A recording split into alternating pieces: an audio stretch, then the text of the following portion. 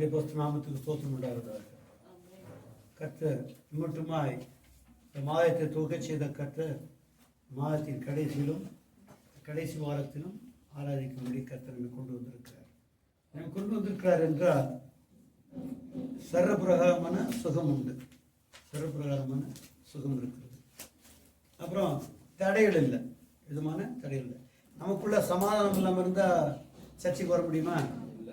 என்னமா இருக்குது, அதான் வரல அப்படின்னும் இல்லை. ஆனால் கர்த்தர் வித தடைகளை மாற்றி இருக்கிறார். எல்லாவற்றுக்கும் மேலாக நமக்கு ஜீவனை தந்திருக்கிறார். ஜீவன் என்னத்தான்? கர்த்தரோடு உள்ள ஐக்கியத்தை தந்திருக்கிறார்.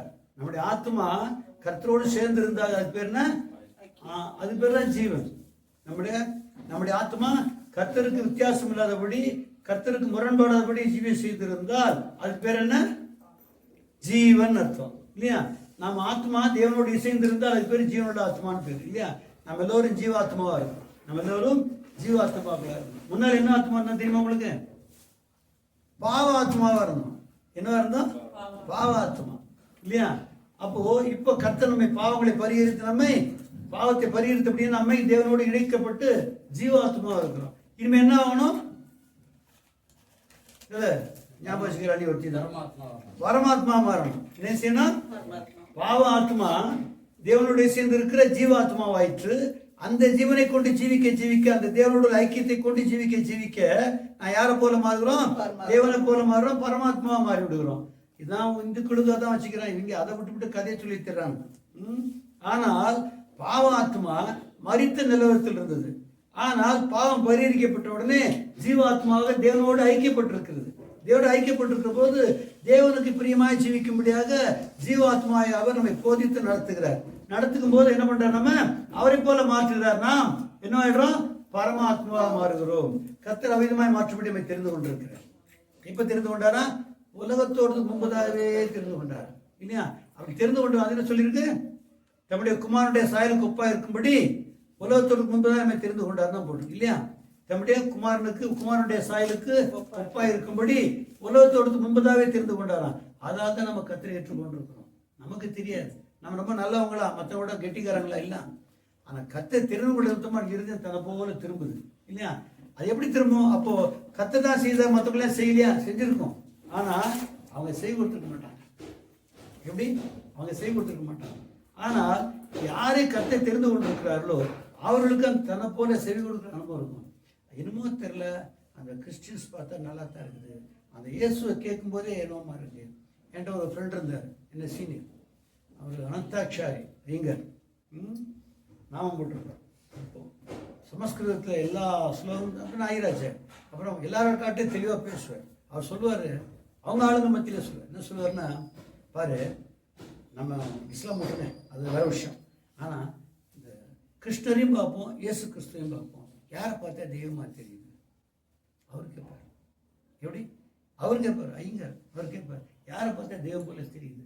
அப்போ பாருங்க, இயேசு கிறிஸ்து மனுஷனுடைய பாவங்களுக்காக தன்னைத்தானே ஒப்பு கொடுத்தார் அப்படின்ற போது எவ்வளோ சந்தோஷமா இருக்கு பாருங்க இல்லையா? அவர் தாங்க தெய்வமாக இருக்கார். அவரையே சொல்லுவார். நெத்தியில் பெரிய நாம் போட்டுப்பார். ட்ரெயினில் ஏறல 1 மணி நேரம் ஓடும், இப்படி தான் ஓடும் பேச்சு. அப்போ அவங்களுக்கெல்லாம் வரும் ஒரு நேரம் இல்லை, ரட்சிப்பு உண்டாகும், சொல்ல முடியாது, யாருக்கு தெரியும். ஆனால் நம்மை கர்த்தர் கொண்டு வந்திருக்கிறார். நமக்கு இறுதியாக அவர் பக்கமாக திரும்புகிறது. அப்போ கர்த்தரை போதித்து நடத்துகிறார். நடத்த நம்ம என்ன பண்ணுறோம்? அவரை போல மாறுகிறோம். எப்படி? குமாரனுடைய சாயலுக்கு ஒப்பாக மாறுறோம். குமாரன் யாரு? வார்த்தை. குமாரன் யாரு? பிதாவுடைய தன்மையின் சொரூபமா இருக்கிறவர். பிதாவுடைய தன்மையின் சொரூபமா இருக்கிறவர் அல்லது பிதாவானவருடைய சுபாவத்தையே உடையவராக இருக்கிறார் அர்த்தம். எப்படி? பிதாவுடைய சுபாவத்தையே உடையவர் தான் இயேசு கிறிஸ்து. அப்ப இயேசு கிறிஸ்துவ நாம் மாற யாரை போல இருப்போம்? தேவனை போல இருப்போம். அதுதான் இயேசு கடைசியா முடிக்கும் பிரசங்கத்தை முடிக்கும் என்ன சொல்றாரு? என்ன எப்படி இருக்கணுமா? உங்கள் பிதா பரலோகத்தில் இருக்கிற உங்கள் பிதா, பரலோகத்தில் இருக்கிற உங்கள் பிதா பூரண சர்க்குணராக இருக்கிறது போல நீங்களும். அப்போ அவரு ஆனா பிதா இயேசு பத்தி என்ன சொல்லியிருக்கு? மாதிரியா கொடுக்கப்பட்டது பிதாவா இயேசு கிறிஸ்துவா? இயேசு கிறிஸ்து. அப்போ இயேசு கிறிஸ்துவ போல மாறினா பிதா போல மாறன்னு அர்த்தம் இல்லை. ஏனென்றால் இயேசு கிறிஸ்து பிதாவினுடைய மகிமையின் பிரகாசமும் தன்மையின் சொரூபமா இருந்தார். அப்போ மகிமையின் பிரகாசம் என்றால் என்ன அர்த்தம்? மகிமை பிரகாசம் அர்த்தம் நம்முடைய ஜீவியம் மகிமையா இருக்க வேணும். நம்முடைய ஜீவியம் எப்படி இருக்கணும்? அவருடைய மகிமையை வெளிப்படுத்துகிற பிரகாசமா இருக்க வேணும். யாருடைய மகிமையை? பிதாவுடைய மகிமையை வெளிப்படுத்தத்தக்க பிரகாசமுள்ளதா இருக்க வேணும். அந்த காரியமே இருக்கக்கூடாது. நம்முடைய ஜீவியத்தில் மறைவான காரியம் ஒன்றும் கூட காணப்படக்கூடாது. அப்படி காணப்பட்டால் நான் தேவனுக்கு அந்நியமா இருக்கிறோம், தேவனுடைய ஜீவனுக்கு அந்நியமா இருக்கிறோம், தேவனுடைய ஐக்கியத்துக்கு அந்நியமா இருக்கிறோம் என்று அர்த்தம். அப்போ நம்முடைய ஜீவியத்துல கர்த்தருடைய கிரியைகளே செய்யத்தக்கதாக அவருடைய வார்த்தையை அப்படியே ஜீவிக்கிற போது வார்த்தையை தான் கர்த்தர் மையப்படுத்தி இருக்கிறார். தான் உண்டாக்கிய எல்லாவற்றிலும் வார்த்தையை மையப்படுத்தினா தான் போட்டிருக்கு. என்ன போட்டிருக்கு? அவர் வார்த்தையை மையப்படுத்தினாரா? அந்த வார்த்தையை எப்படி மையப்படுத்த முடியும்? வார்த்தையை, அந்த வார்த்தையை கொண்டு நீ நான் ஜீவிக்கும் போது ஜனங்கள் சொல்லுவாங்க, இவன் இயேசுவை போலே வாழ்றான், இவங்க கிறிஸ்தவன் தெய்வத்தை போலே வாழ்றான் என்று சொல்லி அந்த வார்த்தை தெய்வமாக மாற்றப்படும். வார்த்தை தானே இது. ஆனா நான் ஜீவிக்கும் போதுதான் அவனுடைய மகத்துவம் வெளிப்படும். நாம அந்த வார்த்தையை எப்படி ஜீவிக்கிறோம்ல, என்ன மகத்துவம் வெளிப்படும்? அந்த வார்த்தை தெய்வீக சுபாவத்தை வெளிப்படுத்துகிறது. அந்த வார்த்தை வார்த்தையா இருந்தது, ஆனாலோ அந்த வார்த்தை என்னது? தெய்வீக சுபாவத்தை வெளிப்படுத்துகிறது என்று சொல்லி நம்முடைய ஜீவியத்தை மையப்படுத்துவார் இல்லையா? இந்த மகிமை பிரகாசமா எல்லாருக்கும் தெரிய வேணும், எல்லாருக்கும் தெரிய வேணும். நம்ம அவசியம் வந்ததுனாக்கா சுபாவத்தை மாத்திடணும், சில தேவைகள் வந்ததுனாக்கா சுபாவத்தை மாத்திக்கிறோம். ஆனா வார்த்தையின்படி ஜீவிக்கிறவன் வார்த்தையை முக்கியப்படுத்தி வார்த்தைக்கு ஒத்தோடமா ஜீவிக்கிற அப்படின்னால தேவனுக்கு ஒத்த மகிமையை வெளிப்படுத்துகிறான். இது பூமியின் ஜனங்களுக்கு பிரகாசமா இருக்கும். அப்போ இவ்வொரு நாள் ஜீவிக்கும் போது நாம அவருடைய மகிமை வெளிப்படுத்தத்தக்கதாக வார்த்தையின்படி ஜீவிக்கிறோம். வார்த்தைப்படி ஜீவிக்கும் போது வார்த்தையை மையப்படுத்துகிறோம். வார்த்தையை மையப்படுத்தினால் தெய்வீக சுபாவத்தை வெளிப்படுத்துகிறோம். அதன்படியே சுற்றியுள்ள ஜனங்களுக்கு தெய்வத்துவத்தை வெளிப்படுத்தத்தக்க மகிமையா இருக்கிறோம், பிரகாசமா இருக்கிறோம் இல்லையா? அப்படி பிரகாசமா இருக்கிற நாம் என்ன பண்றோம்? இயேசுவை போலே மாறிக்கொண்டிருக்கிறோம். அப்பதான் அவருடைய சுபாவத்தை பெற்றுக்கொள்கிறோம். அந்த ஜீவிக்க சுபாவம் வரும். பொய் சொல்லாம இருந்தாக்கா பொய் சொல்லாம இருக்கிறது சுபாவமா இல்ல. ஆனா பொய் சொல்லாமலே இருக்கிறது சுபாவமா மாறும். ஒரு வாட்டி போய் சொல்லாம இருக்கிறது பரவாயில்ல, சின்ன காரியம்னா போய் சொல்லாம இருக்கலாம், பிரச்சனை வர வழியில என்ன பண்றது அப்படி இல்லை. எப்பவுமே பொய் சொல்ல மாட்டேங்கிறது சுபாவமா மாறிடும். பொய் சொல்ல மாட்டேங்கிறது சுபாவமா மாறிடணும். அப்போ எத்தனைக்கு அதிகமாய் பொய் சொல்ல மாட்டேன், கோவப்பட மாட்டேன், யாரையும் பயக்க மாட்டேன், யார் மேலேயும் கசப்பு வைக்க மாட்டேன், யார் மேலேயும் வைராக்கியம் கொள்ள மாட்டேன் என்பதை எனக்கு சுபாவமாக மாற்றிக்கொள்கிற பொழுது நான் யாரா மாறுகிறேன்? பிதாவுடைய தன்மையின் சொரூபத்தை உடையவரையா மாறுகிறேன். எப்படி? பிதாவுடைய தன்மையின் சொரூபத்தை உடையவரையா மாறுகிறேன். கரெக்ட். இப்போ நான் முக்கியமான ஒரு விஷயத்தை பார்க்கணும். பிதாவுடைய தன்மையின் சொரூபம் மாறும்படிக்கு பிதாவுடைய வார்த்தைக்கு ஏற்றோனமாய் ஜீவிக்கிற போது யாரோட ஜீவிக்கிறோம்? எங்க ஜீவிக்கிறோம்? பரலோகத்துக்கு போய் ஜீவிப்போமா? எங்க ஜீவிப்போமா? அன்பா இருக்க வேணும். தேவனோட அன்பா இருக்க வேணுமா? மனுஷோட அன்பா இருக்கணுமா? மனுஷோட தான் அன்பா இருக்கணும். மனுஷர் எவனா தான் அன்பா இருக்கலாம், அதுல ஒன்னும் சாய்ஸே வேணும். எவன் கூட அன்பா இருக்கலாம். அதுல சாய்ஸ் பார்க்கிறவன் கர்த்தரை அறியாதவன், அன்பில்லாதவன், அன்பில்லாதவன் தேவனை அறியாதவன் இல்லையா? அன்பில்லாதவன் தேவனை அறியாதவன். அப்படியானா தேவன் எப்படி நான் அயோக்கியனா இருக்கும்போது தேடி வந்தார், நான் துரோகியா இருக்கும்போது தேடி வந்தார். உங்களெல்லாம் நீங்களும் மோசமா நீங்க தேடி வந்திருக்கலாம். ஆனா எனக்கு நான் ரட்சிக்கப்பட்டு திரும்ப கீழே போனோம். அப்ப துரோகி தானே? ரட்சிக்கப்பட்டு ஞானஸ்தானம் பெற்று திரும்ப பின்னால போனோம். எத்தனை வருஷம்? 23 வருஷம். எத்தனை வருஷம்? 23 வருஷம் மோசமா இருந்தேன். ஆனாலும் கூட தேடி வந்தார். இப்ப அவர் பயத்தாரா? அப்போ நானும் கூட என்னை சுற்றியுள்ள மனுஷரில் எவரை பயக்கத்தக்க திராணியும் தகுதியும் எனக்கு உண்டு இல்லையா? அப்போ அன்புடையவனா இருந்தால் அன்பை கொண்டு எங்க ஜீவிக்கணும்? அன்பை கொண்டு எங்க ஜீவிக்கணும்?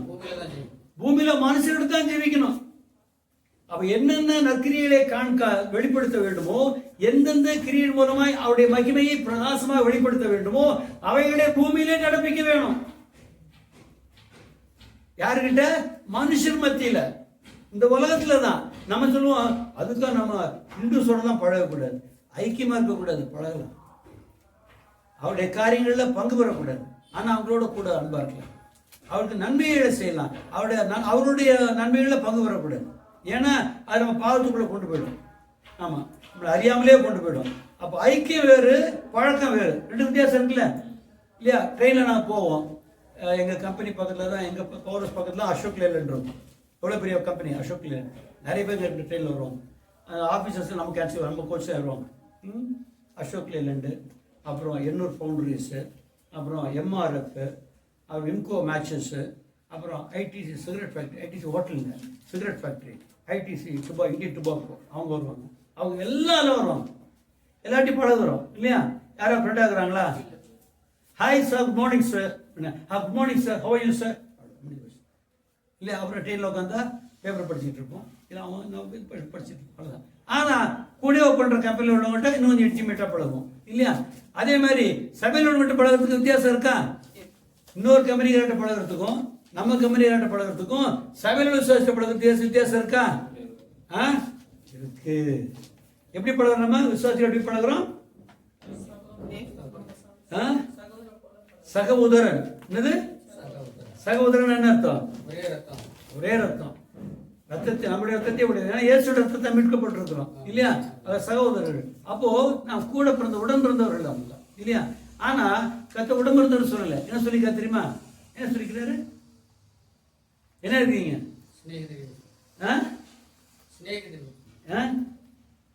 அவயவமா இருக்கிறோம்.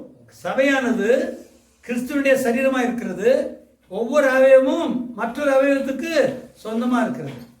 இந்த கைக்கு இந்த கை சொந்தம், இந்த கைக்கு இந்த கை சொந்தம், இந்த ரெண்டு கைகளுக்கு இந்த கால்கள் சொந்தம், இந்த ரெண்டு கைகளுக்கு இந்த விலா சொந்தம். எங்க போய் உட்காந்துருக்கும் இந்த கை? எங்க சேர முடியும்? இல்ல, எங்க சேர்ந்திருக்கணும்? ஷோல்டர்ல சேர்ந்திருக்கணும். அப்போ we Christians shall be what? United throughout the body. இங்க ஒரு அடிபட்டுச்சுன்னா உடனே இந்த கை ஓடி போயிடுது இல்லையா? இந்த கண்ணு ஓடி உத்து பார்க்குது, அடுத்து ஓடி போய் ஏதோ எடுத்தது போட்டது இல்லை. எவ்வளவு வேலை நடக்குது பாருங்க. பட்டது ஒரு பகுதியில். ஆனால் நாம் யாரா இருக்கிறோம்? ஒரே சரீரமா இருக்கிறோம். அப்படின்னால இந்த சரீரம் எப்படி ஒற்றுமையா இருக்கிறதோ, இங்க ஒரு பெரிய அடிபட்டுச்சுனாக்கா காலு கை எல்லாமே நடுங்குது. பயங்கர வலி வந்துடுச்சுனாக்க என்ன பண்ணுது? கை கால நடுங்குது, வேர்த்து ஊத்திடுது இல்ல? அப்போ நாம் எல்லோரும் ஏக சரீரமா இருக்கிறோம். எப்படி இருக்கிறோம்? ஏக சரீரமா இருக்கிறோம். வாசிங்க பார்க்கலாம். 1 கொரிந்தியர்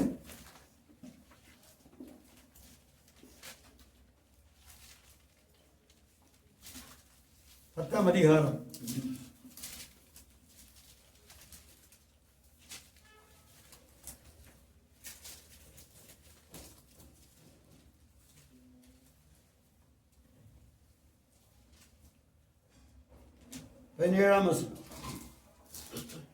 For we being many are one bread and one body, for we are all partakers of that one bread. அந்த ஒரே அப்பத்தில் நாம் எல்லாரும் பங்கு பெறுகிறபடியால் அநேகரான நாம் ஒரே அப்பமும் ஒரே சரீரமுமாய் இருக்கிறோம். நாம் ஒரே அப்பமும் ஒரே சரீரமாய் இருக்கிறோம். இங்கிலீஷ்ல வாசி திருப்பி. For we being many are one bread and one body, for we are all partakers of that one bread. பாருங்க, நாம அந்த இயேசு கிறிஸ்துவினுடைய ஒரே அப்பத்தை தான் நம்ம பங்கு பெறுகிறோம் இல்லையா? ஒரு பிரெட்ல தான் பங்கு பெறுறோம். கம்யூனியன்ல, ஐ மீன் திருவிருந்துல என்ன பண்றோம்? ஒரே அப்பத்துல தான் பங்கு பெறுகிறோம். என்ன சொல்லுகிறோம்? இது இது உங்களுக்கு கொடுக்கப்படுகிற சரீரமா இருக்கிறது. இதுல இதை வாங்கி பூசிங்க. அப்ப எல்லாரும் 10 பேர் இருக்கிறோம். இந்த 10 பேர் எந்த அப்பத்துல பூசிக்கிறோம்? ஒரே பிரெட்ல தான் சாப்பிடுறோம் இல்லையா? ஒரே அப்பம் தான் சாப்பிடுறோம். அப்போ எல்லாருக்குள்ள அந்த ஒரே அப்பம் தானே கிரியை செய்யுது. அப்ப யாரை புசித்து இருக்கிறோம்? சபையா இருக்க சரீரமா இருக்கிற கிறிஸ்துவை புசித்து இருக்கிறோம். அப்ப நம்ம எல்லாம் ஒன்னோட ஒண்ணு இசைந்து இருக்கிறோம் இல்லையா? ஆவியினாலே எப்படி இருக்கிறோம்? we are united. நம்ம எல்லாரும் இணைக்கப்பட்டிருக்கிறோம். அப்படியானா இந்த அவயவம் அந்த அடுத்த அவயவத்தை பயப்பதற்கு முகாந்திரம் உண்டா? சான்ஸே கிடையாது. அப்போ ஏதோ குறை இருக்குன்னாக்கா அதை பயக்காம இருக்கலாமா? பயக்காம இருந்தா போதுமா? பாக்கியம் வந்தா போதுமா? என்ன செய்யணும்? கண்டிப்பா பராமரிக்கணும். பராமரிக்கணும். இந்த காலில் ஒரு புண்ணு வந்துடுச்சு இல்ல, கப்படிக்குது இல்ல? புண்ணு வந்தா கப்படிக்குமா? அடிக்கும். என்ன பண்றோம்? காலையிலேயே யாரும் அருவப்பா பார்க்காதபடிக்கு காலங்காத்தால ஏன்னு முதல்ல சுத்தி வச்சு கழுவிட்டு டெட்டால் போட்டு வாஷ் பண்ணிட்டு அதுக்கு மேல போட வேண்டிய ஆயின்மெண்ட்டை போட்டு டேப்பை போட்டு மூடிடுறோம். ஏன்? பராமரிக்கிறோம். நம்ம கையில எங்க கையில அடி வந்துச்சு, கால அடி வந்தது. ஆனா எப்படி பண்றோம்? பராமரிக்கிறோம். அப்போ நான் கிறிஸ்துடைய சரீரமா இருப்பேனே ஆனால், நான் மற்ற எல்லோரையும் கிறிஸ்துடைய சரீரம் என்று எண்ணுவேனே ஆனால், அமெரிக்காவில் இருக்கிற விசுவாசியும் கிறிஸ்துடைய சரீரமா இருக்கிறான். அப்ப அவனுக்கா நம்ம என்ன பண்ணணும்? ஜெபிக்கணும். பக்கத்துல விசுவாசி இருந்தா பராமரிக்கணும். தெரியல. இப்போ தூரத்துக்கு விசுவாசிக்கு ஸ்நேகத்தோடு ஜெபிக்கணும். ஆண்டவரே இப்படி கஷ்டப்படுவாங்களே அப்படின்னு சொல்லணும் இல்லையா? நம்ம சாப்பிடும்போது பசியா இருப்பவங்க ஏழைகள் நினைச்சு பார்த்துருக்கீங்களா? பசியா இருக்கிறது பெரிய விஷயம் இல்லை, 2 மணி நேரம் கழிச்சு சாப்பிட்டுக்கலாம். பசியா இருப்போம், சாப்பிட்டுப்போம். சோறு இல்லைன்னு பசியா இருக்கிறேன்னு சொல்றீங்க. வீட்டுக்கு போய் சாப்பிடலாம், டைம் ஆயிடுச்சு, வீட்டுக்கு போய் சாப்பிடலன்னா நமக்கு ஒரு வேதனையா இருக்காது. ஆனா கையில காசு இல்லை, வீட்டில் சோறு இல்லைன்னா எவ்வளோ பெரிய வேதனை இல்லை? எவ்வளோ பெரிய வேதனை பாருங்க. சாப்பாடு, நல்ல சாப்பாடு இல்லை அது வேற விஷயம், சாப்பாடு இருக்கா போதும் இல்லையா? ஆனால் அந்த சாதாரண சாப்பாடு கூட கிடைக்கக்கூடாதபடிக்கு கையில பொருள் இல்லை, அனுகூலங்கள் இல்லை, எந்த விதமான சகாயம் நமக்கு இல்லை. ஆனா சோறு இல்லாம பட்னியாக்குறது எவ்வளவு பெரிய பிரச்சனை இல்லை? எவ்வளவு வேதனையா இருக்கும். சோறு இல்லைங்கிறது வேதனை மட்டும் இல்லை, எனது அந்த வேதனை எவ்வளவு பெரிய வேதனையா இருக்கும். காசு இல்லாம இருந்தோமே அப்படின்னு இல்லையா? அப்போ அவள் நிமித்தமா என்ன பண்ணாம அவளுக்காக பரிதவிக்க வேணும். ஆண்டவரே நான் சாப்பிடுறோம்ப்பா, எவ்வளவு பேர் சாப்பிடாம இருப்பாங்களுக்கு தெரியாது, ஒரு சாப்பிடாம இருக்க கூடாது, எல்லாரும் சாப்பாடு தாங்கன்னு முழுமையா சொல்லிட்டு தான் சோத்தை திங்கணும். சோத்தை திங்கிற போது ஏழை நினைக்காம இல்லையா, வறுமையில இருக்கிறவங்க நினைக்காம சோறு தின்னவே கூடாது. நமக்கு சோறு இருக்கு, அதுக்கு மேல என்ன இருக்கு, வசதி இருக்கு இல்லையா? அடிப்படை என்ன தேவை, ஆகாரம் வேணும், உடை வேணும் இல்லையா? அப்போ இந்த 2க்காக நம்ம அடிக்கடி மற்றவர்களுக்காக ஜெபிக்கணும். சரி இருக்கட்டும், மற்றவர்களுக்காக ஜெபிக்கட்டும். கிறிஸ்துடைய சரீரமா இருக்கிற விசுவாசிகளுக்கு இன்னும் அதிகம். ஏன்னா நம்ம சொந்த சரீரம். இது யாரு? விசுவாசிகள் யாரு? நம்ம ஒரு சொந்த சரீரம் இல்லையா? அப்ப எக்காரணம் கொண்டும் நாசமா போகணும். மனுஷனா அப்படி விசுவாசியா அது மாதிரிலாம் சொல்லவே கூடாது. ஏன்னா இப்படி நம்முடைய சரீரம் ஒரு அசிங்கமா போச்சு, ஏதோ வியாதியா போச்சுனாக்கா இது ஒரு காலா எவனா சொல்லியிருக்கிறானா? இல்ல. அப்போ எவன் ஒருவன் கிறிஸ்துவை சிநேகிக்கிறானோ அவன் என்ன பண்ணுகிறான், தன்னோடு இருக்கிற அவராலே பிறந்த எவனையும் சிநேகிக்கிறான். என்ன பண்றான்? அவரால் பிறந்த எவனையும் சிநேகிக்கிறான். அப்படி சிநேகிக்கிற போது நான் என்ன வெளிப்படுத்துகிறேன்? கிறிஸ்துடைய அங்கமா இருக்கிறேன் வெளிப்படுத்துகிறேன். அங்கமா இருக்கிற கிறிஸ்துடைய சரீரத்தின் அங்கமா இருக்கிற ஒரு அவயவமா இருக்கிற. ஏனென்றால் இந்த சரீரத்துக்குலாம் தலை தான் முக்கியம் இல்லையா? இந்த சரீரம் யாருடையது? இந்த தலையுடையது. தலையுடையது தானே? ஆமா, இந்த தலைக்கு தான் இந்த சரீரம் சொந்தம் இல்லையா? ஆனா தலை எங்க இருக்குன்னு என்ன செய்யறாருக்கா தெரியுமா? கண்ணு பாக்குறது தெரியும், வாய் பேசுறது தெரியும், காது கேட்கறது தெரியும் இல்லையா? மூக்கு சுவாசம் பண்றது தெரியும், நாக்கு தின்றது தெரியும். ஆனா தலை என்ன பண்ணும் தெரியுமா? எல்லாமே அதுதான் பண்ணுது. எப்படி? எல்லாமே அதுதான் பண்ணுது. அப்போ சகல அவயவங்களும் மெம்பரா அவயவமா இருக்கிற ஒவ்வொரு பகுதியும் இந்த தலையினாலே சொந்தமாக்கப்பட்டு தலையினாலே கிரீடபிக்கிறபடினால் நான் இதை பயப்பதற்கு அதிகாரம் இல்லை. என்ன அதிகாரம் இல்லை. ஏன்னா என்னை பராமரிக்கிறவரும் என்னை நடத்துகிறவரும் எனக்கு பலன் கொடுக்கிறவரும் என்னிடத்து கிரியை செய்து யாரு? தலையாகிய இயேசு இல்லையா? கிறிஸ்துவ தான் தலையாக கொண்டிருக்கிறோம். எத்தனை பேர் கிறிஸ்துவ தலையாக கொண்டிருக்கிறோம் சொல்றீங்க? ஆமா. கிறிஸ்துவனுக்கு தலையா இருந்தால் நான் எப்படி அவருக்கு சொந்தமோ அப்படி போல இவனும் அவருக்கு தான் சொந்தம். இது யாரு? இவன் இல்லையா? அப்போ காலு அவன் இல்லையா? இப்படி ஒவ்வொரு பகுதியையும் என்ன நினைக்கணும்? தேவனுடைய பகுதியை நினைக்கணும், கர்த்தருடைய பகுதியை நினைக்கணும். அப்படி நினைச்சா எப்படி இருப்போம்? நம்ம எல்லாரையும் சிநேகிக்கிறவர்களா இருப்போம். அப்போ எல்லாரும் ஒன்று என்ன வேணும். அப்படி இருக்கும்போதுதான் கர்த்தருடைய மகிமை இந்த சபையில விளங்கும். பேசிடுங்க.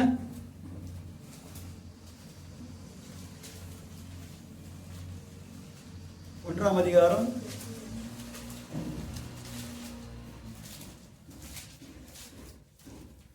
23ஆம் வசனம்.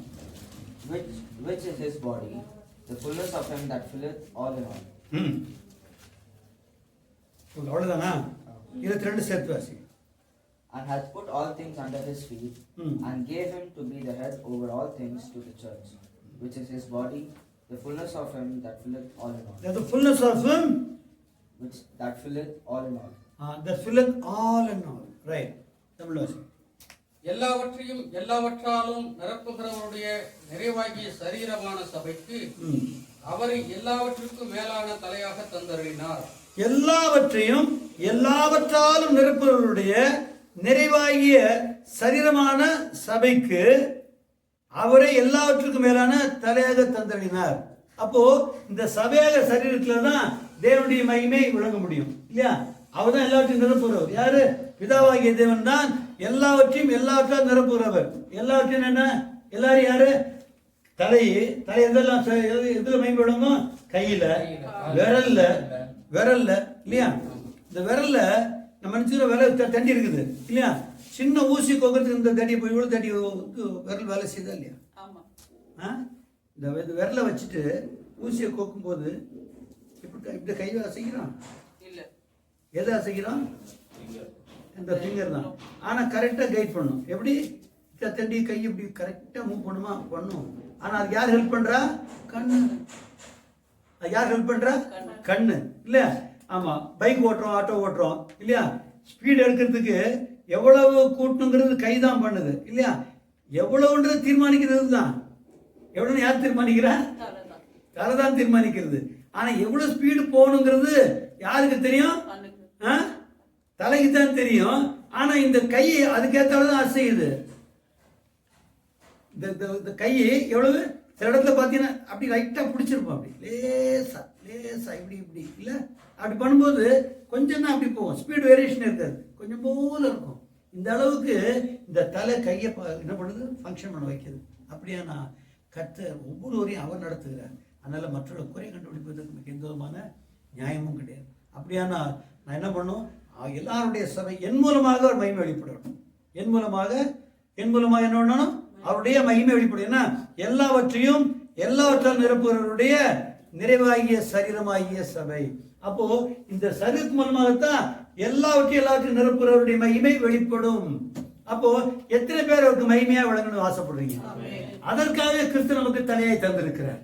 தேவன் கிறிஸ்து நமக்கு தலையாய் தந்திருப்பது நோக்கம் என்னவென்றால் எல்லாவற்றையும் நிரப்புகிற அவர் இந்த சபையாகிய சரீரத்திலே, இந்த சபையாக சரினா இது நான் இந்த இயேசுடைய சபையில இயேசுடைய சரீரத்துல நான் ஒரு நகமா இருக்கலாம் வச்சுங்களேன் இல்லையா?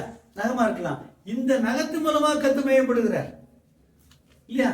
ஒவ்வொரு காரியமும் இல்லையா? ஒரு உதடு இல்லையா? இதுவா இருந்தாலும் அப்போ நாம எல்லாவற்றையும் நிரப்புகிறவருடைய மகிமை விளங்கும்படியாக கர்த்தர் நம்மை சபையாக தெரிந்து கொண்டார். சபையை தெரிந்தது மாத்திரமில்ல, இந்த சபைக்கு தம்மை தாமே தலையாக தந்திருக்கிறார். அப்போ எவ்வளவுக்கு அதிகமாக ஒப்பு கொடுக்கணும். அப்பத்தான் பிதாவுடைய மகிமை நமக்குள்ள நிறைவேறுமா? எப்படி? ஒவ்வொரு நாளும் நிறைவேறும். ஆமா, ஒவ்வொரு நாளும் நிறைவேறும். நிறைவேறிதான் பூர்ண மகிமை அடைகிறோம். எப்படி? அது எப்போ எடுத்துக்கொள்ளப்படும் பொழுது சரமாகிய சபையை எடுத்துக்கொள்ளப்படும் பாருங்க, அப்பத்தான் பூர்ண மகிமை அடைகிறோம். ஒவ்வொரு கிரியிலும் மகிமையின் பிரகாசம் விளங்கும். எப்படி? மகிமையின் பிரகாசம் விளங்கும். ஆனால் விதமாய் ஜீவிக்க நாம் எப்படி இருப்போம்? அவரை போலவே அந்த தன்மை சொரூபமாய் மாறி விடுவோம். அவருடைய சொரூபம்னா அவருடைய சொரூபத்தின்படி, அவருடைய ரூபத்தின்படியே மாறி விடுவோம். அப்போ நாம எவ்வளவுக்கு அதிகமாய் அவருடைய சரமாகிய சபையில அங்கம் என்று எண்ண வேணும். நான் அவருடைய சரமாகிய சபையின் அங்கம் என்று எண்ண வேணும். அப்படி அங்கமா இருக்கும்படிக்கு என்ன பண்ணுறாரு? கிறிஸ்துவை தலையாய் தந்திருக்கிறார். அப்படியானா கிறிஸ்துவை தலையாய் தந்திருந்தால் நாம் என்ன பண்றோம்? கிறிஸ்துவை கொண்டுதான் ஜீவிக்கணும். யார் அந்த கிறிஸ்து? வார்த்தை. அப்போ வார்த்தை நம்ம நடத்துமையானால் நம்ம அறியாமலே நம் மூலமாக பிதாவினுடைய மகிமை பிரகாசமாய் விளங்கும். அதிகமாய் பிரகாசிக்க அவருடைய தன்மை நமக்கு சொரூபமாய் மாறிவிடும். தெய்வத்தினுடைய தன்மை, அது சுபாவம் நமக்கு சொரூபமாய் ரூபமா மாறிவிடும். அப்போ அது ரூபமா மாறினாதான் சந்திக்க முடியும். அப்படித்தானே? ரூபமா அப்படித்தானே போட்டிருக்கு இல்லையா? எப்படி சந்திக்க முடியும்? அவரை எப்படி சந்திக்க முடியும்? அவரை போல இருந்தாதான் சந்திக்க முடியும். அப்படித்தானே வாசிக்கிறோம் இல்லையா? அப்படித்தானே வாசிக்கிறோம் இல்ல? வாசிங்க 1 யோவான் 3ஆம் அதிகாரம் 2ஆம் வசனம். 1 யோவான் 3ஆம் அதிகாரம் 2ஆம் வசனம்.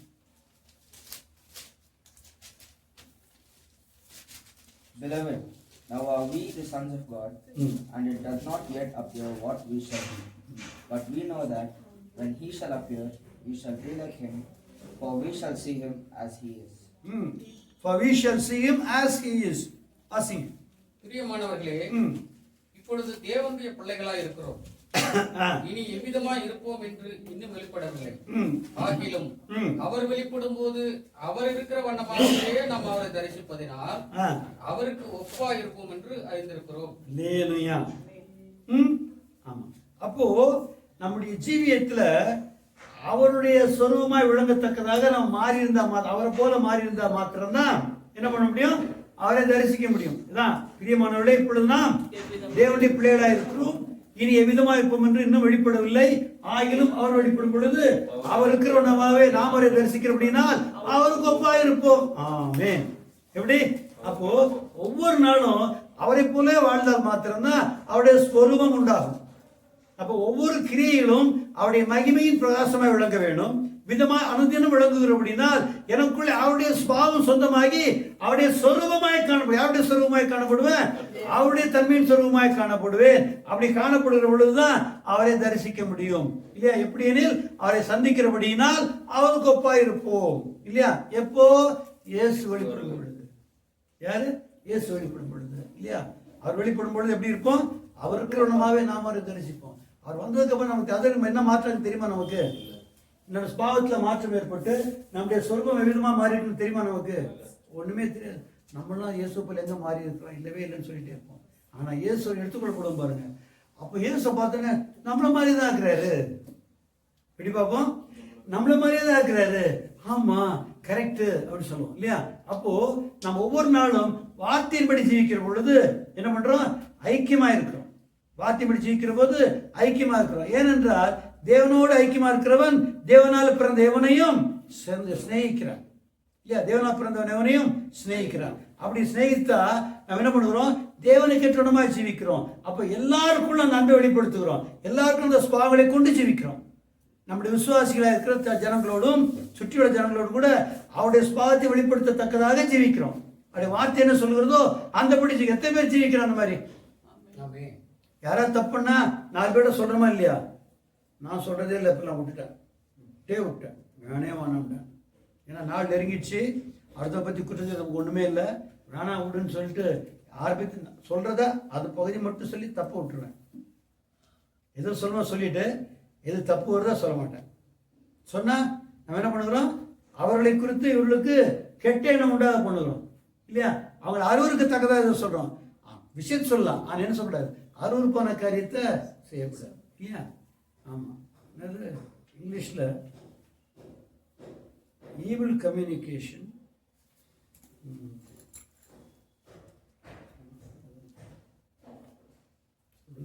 அதாவது தப்பான கருத்தை பேசினா நம்ம ஜீவித்தை நஷ்டப்படுத்திருக்கோம்.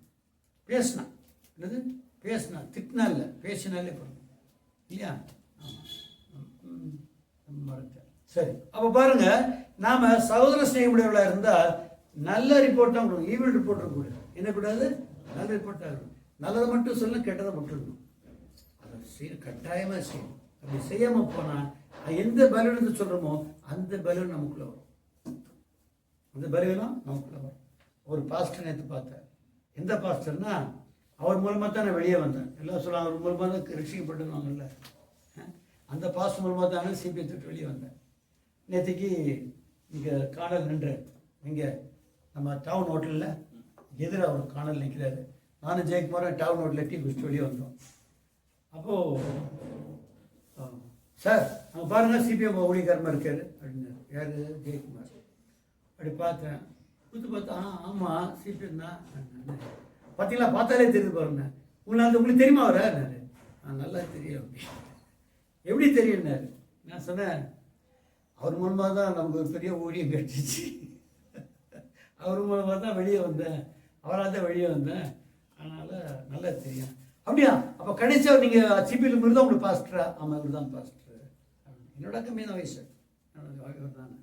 உடனே பார்க்கலாம் வாங்க போய் பார்க்கலான்னாரு. இல்லை வேணாம் அப்படின்னு. இல்லை பார்க்கலாம் சார் அப்படின்னாரு. இல்லை வேணாங்க உடனே. இல்லை பார்க்கலாம் நல்லது அது அப்படின்னாரு. ஆனால் இவர்கிட்ட போய் நான் அதெல்லாம் பண்ண மாட்டேன் சொல்லக்கூடாது, சொல்கிறதுக்கு தைரியம் இல்லை. அப்போ யோசித்தேன், எப்படி பாய்க்கலாம் நம்ம? எப்படி அவரை பாய்க்கலாம்? ஒரு பார்க்குற சந்தர்ப்பத்தை கத்தர் உண்டு பண்ணியிருக்காருன்னு நினைக்கிறேன். அப்படி இருக்கும்போது நம்ம ஏன் வேண்டாம் நினைப்பானே அப்படின்னு சொல்லிட்டு, ஆண்டவரே நான் பார்ப்பது நன்மையாக இருக்குமானா அந்த மனுஷன் ஆட்டோ பிடிக்காமல் நிற்கணும். உங்கள் பார்க்க சித்தமாக இருக்குமானா நிற்கணும், பார்க்க சித்தம் இல்லைன்னா அவர் ஆட்டோ ஏறி போயிடணும். நான் அப்படியே அப்பப்போ ஜெபம் பண்ணுவேன், சின்ன ஜெபம் அப்பப்போ பண்ணிவிட்டேன். அப்படி ஜெபம் பண்ணிவிட்டு பார்க்குறேன் ஆளை காணும். நான் உடனே சரி கத்த சித்தம்லாம் பாடா அப்படின்னு நினச்சிக்கிறேன். அப்புறம் இவர் வாங்க பைக்கில் சுற்றி பார்க்கலாம் அப்படின்னாரு. சுற்றி பார்த்தாக்கா நம்ம சிஎஸ்ஐ காலுக்கு எதிர கடையில் இந்த நீங்கள் டீ குடிப்பில்லை அந்த கார்னர், அந்த கார்னரில் ஒரு ஆட்டோ பிரித்து பேசினுக்கிறார், தான் ரேட் பேசினுக்கிறார்.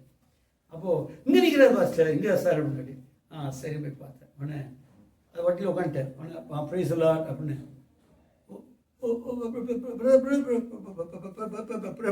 ப்ரைஸில் ஓ நீங்கள் ஜேம்ஸ் இல்லை? ஆமாம்.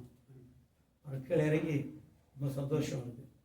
உடனே கை கொடுத்துட்டு அப்புறம் இவர் வந்து ஜெயக்குமார் ஏர்ஃபோர்ஸ் ரிட்டையர்டு, அவர் சம்பாதிச்சுட்டு இருக்கிறாரு.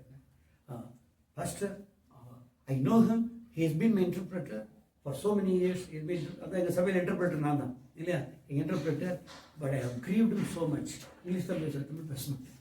என்ன I grieved him so much அப்படின்னு தான் ரொம்ப நான் துக்கப்படுத்தி இருக்கிறேன். எப்படி ரொம்ப துக்கப்படுத்திக்கிறேன்னு சொல்லிட்டு எங்கிட்ட கண்ணில் தண்ணி ஒழுக, brother I grieved you so much, please forgive me இல்லையா. உடனே அப்புறம் ஃபோன் நம்பர் வாங்கிட்டேன், கொடுத்துட்டேன், பண்ணிட்டேன். என்ன அப்புறம் போகிறார். அப்போது இப்போ கிளிஃபிலாம் கேட்குறேன், கிளிஃபி எப்படிங்கிறான், ஆலின் எப்படிங்கிறான் எல்லாம் கேட்குறேன். கேட்டு பேசிட்டு கிளம்பி பண்ணார். நீ சொல்கிறாரு யார், ஜெயக்குமார் சொல்கிறாரு, பாருங்கள் நீங்கள் அவர் மேலே ஒரு கசப்பு வைத்திருக்கலாம், நான் இல்லை நீங்கள் சொல்கிறீங்க, கசப்பு எனக்கு இல்லை நீங்கள் சொல்கிறீங்க, ஆனால் அவருக்கு உங்கள்கிட்ட மன்னிப்புக்கு ஒரு சந்தர்ப்பம் உண்டாகல, அதுக்காக தான் கர்த்தர் அனுப்பிச்சார். சரியா தப்பா? இல்லை நான் மன்னிச்சிட்டேன். ஏன் தெரியுமா, அவர்கிட்ட சண்டை போட்டு 3 மாதம் ஜெபம் பண்ண முடியல. மார்னிங் 4 o'clock எழுந்துடும் ஜெபத்துக்கு. எழுந்தா சோத்துறோம் சோத்துறோம் அவன் ஒரே சோத்துறோம், மண்டே ஆட்டுறது தான். என்னது ஜெபமே வராது, மண்டே ஆட்டுறது. ஆனால் ஒன்றும் வராது. அப்புறம் 5 மணிக்கு போய் படுத்துருவேன். அப்போது ஒரு நாள் ரொம்ப துக்கத்தோடு என்ன ஆண்டவரே ஜெபமே பண்ண முடியலன்னு சொல்லிட்டு அப்போது ஒரு தரிசனத்தை பார்த்தேன். ஒரு நரகத்தில் இந்த பாஸ்டர் கீழே போகிற மாதிரி, மேலேருந்து ஒரு நரகத்துக்கு போகிற மாதிரி. ஆண்டவரே வேணாம் ஆண்டவரே, நரகத்துக்கு போட வேண்டாம், என்ன வேண்டாம், நான் அவர் மன்னிச்சிடுறேன், அவரை மன்னிச்சே விட்டுறேன். கத்த சொன்னார், இப்போ பரவாயில்லையா, அவர் நரகத்துக்கு போனால் பரவாயில்லையா? நான் இல்லை வேணாம் நான் மன்னிச்சிடுறேன், இனிமேல் குறை சொல்ல மாட்டேன், மன்னிச்சிடறேன் ஆண்டவரேன்னு சொல்லி விட்டுட்டேன். அதோட நான் குறை சொல்லலை. அவர் கர்த்தர் அவர் மூலமாக என்னை வெளியே அனுப்பிச்சார் சொல்லுவேன். அவர் மூலமாக 10 பேருக்கு சத்தியத்தை சொல்கிறதுக்கு நினச்சிக்கிறாரு. ஏன்னா அங்கேருந்து வெளியே ஊழியம் செய்ய முடியாது இல்லையா, கர்த்தர் அதுக்காக வெளியே கொண்டுருக்காரு. அது தேவ சித்தம். அதனால் எவ்வளோ பேர் சத்தியம் சொல்கிறேன் இப்போ இல்லையா. அப்போது இது நல்லது கர்த்தர் செஞ்சார் விட்டுட்டேன். ஆனால் இப்போ அவருக்கும் சந்தர்ப்பம் வரணும்ல எங்கிட்ட மன்னிப்பு கேட்கறதுக்கு. அதனால அவரை கர்த்தர் கொண்டு வர வச்சு ஏன்னா அவர் பார்த்து அப்போது அந்த சந்தர்ப்பம் வரும்போது இழந்து போகக்கூடாது. நானே கூட பாருங்க, நான் வேண்டான்னு சொல்ல, ஆண்டவர் சித்தமாக நான் பார்க்குறேன். ஏன்னா திருப்பியும் ஓ பிரியா ஆகிட்டீங்களா அப்படின்னு சொல்லிட்டு நம்ம எப்படி ஆகிடும் இல்லை, பிரச்சனை இல்லை. அப்போ பாருங்கள், கர்த்தர் நாம் ஐக்கியமாக்கிறது விரும்புகிறேன். எப்படி ஐக்கியமாக்க விரும்புகிறேன்? எனக்கு வேறு யாரும் பாஞ்சராக கிடையாது, இவரையும் பாஞ்சர் கிடையாது, ஆனால் இவருக்குள்ள குறை இருக்கலாமே. அப்போது இப்போ பார்த்து கர்த்தர் செய்யணும். அப்போது நாம் ஒன்றாக இருக்கும்போது தான் யாரை வெளிப்படுத்த முடியும்? கர்த்தரை வெளிப்படுத்த முடியும். கர்த்தரை வெளிப்படுத்த நம்முடைய சுபாவம் யாருடைய சுபாவம் போல மாறும்? இதாவுடைய சுபாவம் போல மாறும். அப்போ சொரூபம் எப்படி இருக்கும்? அவருடைய தற்சொரூபமாக இருக்கும். இங்கிலீஷில் எக்ஸ்பிரஸ் இமேஜ் ஆஃப் காட் போடுவோம். இங்கிலீஷில் எக்ஸ்பிரஸ் இமேஜ் ஆஃப் அப்படியே த வெரி ப்ளஸ் அப்படியே அதே மாடலில் இருப்போம். அப்போ பாருங்க, அன்புள்ளவராக இருந்து யாரை குறித்து தீமையானவற்றை பேசாதபடி, யார் மேலே எந்த கசப்பும் வைராக்கியம் வைத்துக் கொள்ளாதபடி, எல்லாத்தையும் ஏற்றுக்கொள்ள ஏற்றுக்கொண்டிருக்கிறபடியே நானும் எல்லாரையும் ஏற்றுக்கொள்ள இருப்பேன். ஏனால் அவருடைய சுபாவம் சொந்தமாகும், அவரை போல மாறுவேன். இல்ல என்னை ஏற்றுக்கொண்டு பெரிய விஷயம், உங்களை விடுங்க, என்னை ஏற்றுக்கொண்டு பெரிய விஷயம். பெரிய பெந்தேகோஸ்து குடும்பத்திலே பிறந்து, அது பாஸ்டர் குடும்பத்திலே பிறந்தது, இந்த பக்கம் பாஸ்டர் அந்த பக்கம் பாஸ்டர், இது அம்மா வழியிலையும் பாஸ்டர் அப்பா வழியிலையும் பாஸ்டர் எல்லாரும். ஆனா நான் ரட்சிக்கப்பட்டு நானே தான் ரட்சிக்கப்பட்டேன் 18 வயசுல இல்லையா. ஆனா அடுத்து 3ஆம் மாசமே கீழே விட்டுட்டேன். எடா போடா இதெல்லாம் முடியாதுடா அப்படின்னு சொல்லிட்டு போயிட்டேன். எத்தனை வருஷம்? 23 வருஷம். ஆனா கர்த்தர் தன்னை தாழ்த்தி திரும்ப வந்தார் இல்ல. இப்படி அவர் அன்பனால தன்னை தாழ்த்தி சிநேகிக்கிறாருன்னா நான் ஏன் யார் மேல மேன்மை பாராட்டணும்? யார் மேல நான் ஏன் பெருமை பாராட்டணும்? நான் உடனே ஆயத்தமாகி மன்னிக்க வேணும். மன்னிப்பது மாத்திரமல்ல, சிநேகிக்க வேணும். சிநேகிப்பது மாத்திரமல்ல, அவரை பராமரிக்க வேணும். அது அன்பு குறித்து சகாயம் செய்ய வேணும். அப்போ நாம கிறிஸ்துடைய சுபாவத்துடைய இருக்கும் போதுதான் கிறிஸ்துடைய சாயல் உண்டாயிருக்கும். அப்படிதான் அந்த சுபாவம் உண்டாயிருக்கும். அந்த சுபாவத்துக்கேற்ற தன்மையின் சொரூபம் உண்டாயிருக்கும். அப்பதான் அவர் வெளிப்படும் பொழுது அவர் இருக்கிறவனுமாய் நாம் அவரை தரிசிக்க முடியும். எத்தனை பேருக்கு அவரை தரிசிக்கணும் ஆசை இருக்கு? அப்படியா இருந்தால் நம்ம என்ன பண்ணோம்? அவரை போலவே சகலரையும் தாங்குகிறவர்களாய், சகலரையும் சகிக்கிறவர்களாய், சகலை ஏற்றுக்கொள்கிறவர்களாய், அதுல எந்த நஷ்டமும் நமக்கு கிடையாது. இல்லையா? நமக்குன்னு சொல்லிக்கொள்ள சொந்தமான ஒன்று இருக்கா? ஏதாவது ஏதாவது ஒன்று இருக்கா சொந்தம் என்று சொல்லிக்கொள்ள? ஒண்ணுமே கிடையாது. நமக்கு உண்டானதெல்லாம் கர்த்தர் உண்டா இருக்கிறது. அதை கொடுக்க நமக்கு என்ன நஷ்டம்? ஒண்ணுமே இல்லை இல்லையா? அப்போ நம்முடைய ஜீவியத்துல அவர் அவயவம் யாரு? நம்ம அவருடைய அவயவம். யாருடைய அவயவம்? கர்த்தருடைய அவயவம், கிறிஸ்துவனுடைய அவயவமா இருக்கிறோம். அவரும் இவரும் எல்லாரும், நீங்க எல்லாருமே அவருடைய அவயவத்தின் இன்னொரு பகுதியா இருக்கிறீங்க. அப்ப நானும் அவரும் நீங்க எல்லாருமே சேர்ந்து ஒரு சரீரத்தின் ஒரு சரீரமா இருக்கிறோம். நாம மட்டும் இல்ல, ஏற்கனவே மரித்தவர்களும் சரீரமா இருக்கிறாங்க இல்லையா? ஏற்கனவே மரித்திருக்கிற விசுவாசிகள், அப்புறம் இன்னைக்கும் பூமியின் கடையாந்தர வாங்கி இருக்கிற விசுவாசிகள் நம்முடைய சரீரமா இருக்கிறாரு. ஒரு நாளைக்கு பணக்காரனா இருக்கலாம், ஏழையா இருக்கலாம், கருப்பா இருக்கலாம், அழகா இருக்கலாம், அசிங்கமா இருக்கலாம், எப்படியா இருக்கலாம். ஆனா ஆவியில பார்க்கும்போது எல்லாம் சமம் தான். ஆவியில அழகு இருக்கா? ஆத்மால அழகு இருக்கா? ஒண்ணும் கிடையாது. ஆனா சரீரத்துல இருக்குது. இது அழிந்து போகிற சரீரம், இப்படி இருக்கும் அப்படி இருக்கும். ஆனால் ஆத்மாவே காரியம். அப்ப ஆத்மா எப்படி இருக்கிறதோ அது எப்படி இருக்கும்? பிதாவுடைய சொர்க்கமுடையதா இருக்கும். ஆத்மா எப்படி இருக்கும்? அது பிதாவுடைய சொர்க்கத்தை விளங்கத்தக்கதாக ஒரு சரீரம் சுரூபமாய் காணப்படும். அந்த சொரூபத்துல நானும் ஒரு பங்கு, நீங்களும் ஒரு பங்கு. எந்தெந்த ஊர்ல இருக்கிறாங்களோ தெரியாது, வரித்து அடக்கம் பண்ணப்பட்டவர்களா கூட இருக்கலாம். அப்போ நாம் எல்லோரும் இயேசுனுடைய சரீரத்தின் பகுதியா இருக்கிறோம். இயேசுனுடைய சரீரத்தின் பகுதியா இருக்கிறோம்.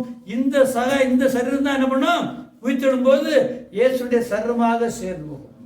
சபையாகிய சரீரம் இது. இந்த சரீரம் யாரு? சபையாக சரீரம். அப்ப நானே முழு சரீரமா இல்ல, இந்த சரீரத்துல ஒரு பங்கு. யாரு? நம்ம எல்லாம் எப்படி இருப்போம் நமக்கு தெரியாது. அதான் அழகா சொன்னார். இப்போ ரொம்ப அழகா சொன்னாரு, பிரியமானவர்களே, இப்பொழுது நாம் தேவனுடைய பிள்ளைகளா இருக்கிறோம். இனி எவ்விதமா இருக்கும் என்று இன்னும் வெளிப்படவில்லை. அதான் சரியான அறிவு. ஆவிக்குரியதுல இருந்து பரலோகத்துக்கு போனா இப்படி இருப்போமா? அது அப்படி இருப்போமா? தேவையில்லாத அங்க போய் பார்த்துக்கலாம். பூமிக்குரிய காரணம் புரிந்து கிரகிச்சுக்கலாம். பரலோகத்துக்கு அடுத்த எப்படி கிரகிக்கிறது? சொன்ன போனவன் சொன்னதில்லை இல்லையா? அப்படித்தானே? போன சொல்லியிருக்கேன் சொல்லு அப்படின்னு சொல்லியிருக்காங்க. ஒருத்தர் சொல்லல. அப்புறம் என்னதை பத்தி பேசுறது? அப்போ நம்ம பரலோகத்துக்கு போனா எப்படி இருப்போம் நமக்கு தெரியவே தெரியாது. ஆனா ஒண்ணு மட்டும் தெரியும், அவரை போல இருப்போம்னு சொல்லிட்டேன். என்ன சொல்லி பின்னால இன்னும் வெளிப்படவில்லை, இன்னும் எவ்விதமா இருப்போம் என்று இன்னும் வெளிப்படவில்லை. ஆகிலும் அவர் வெளிப்படும் பொழுது அவர் இருக்கிறவனாவே நாம் அவரை தரிசிப்போம். அவர் இருக்கிறவனமாகவே நாம் அவரை தரிசிக்கிறோம் இல்லையா? அப்போ நமக்கு பாவத்தை குறித்து கவலையா இருக்குமானா வார்த்தையை குறித்து ஜாக்கிரதையா இருக்கணும். வார்த்தையை கொண்டு சரியா ஜீவிக்கும் போதுதான் அந்த சுபாவம் நமக்குள்ள சொந்தமாகும்.